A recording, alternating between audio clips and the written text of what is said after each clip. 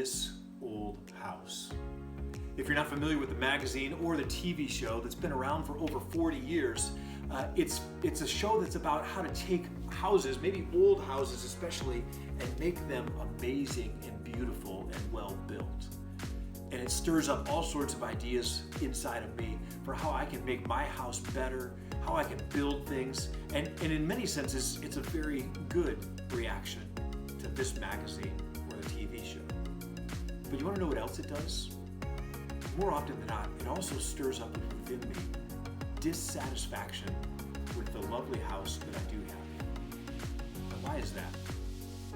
Today we're going to talk about the 9th and 10th commandments, where God teaches us that we are not to covet. That is to say, coveting is desiring to acquire what doesn't belong to us in the first place. And it usually leads us to want to do something to try to get it. This stems out of a deep dissatisfaction, a lack of contentment with what God has given us, and it's often prompted and stirred by seeing someone else get a new phone or a new pair of shoes, or seeing someone get a new car or have a bigger and better house. And all around us all the time, we're tempted to want more and bigger and better things. And the brokenness inside of us tricks us into thinking that if we just have these things, if we just have a little bit more, if our house is just a little bit bigger or better, our car a little bit faster, then we'll finally be satisfied. But do you want to know what I've learned? It never actually works. We're never fully satisfied.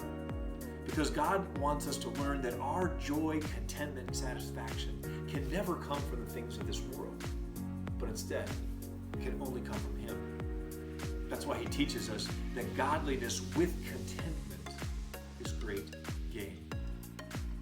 So in the 9th and 10th commandments, what He teaches us is that all the things around us that can distract us and stir up within us these desires to have what is not rightly ours, that these are things that we should watch out for and guard against and seek to avoid.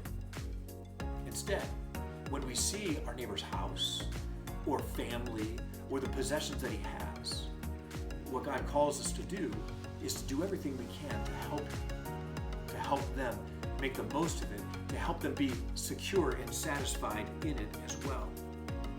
Not trying to get it away from them for ourselves, but celebrating with them what God has blessed them with, and then in turn, celebrating what He has given to us as well.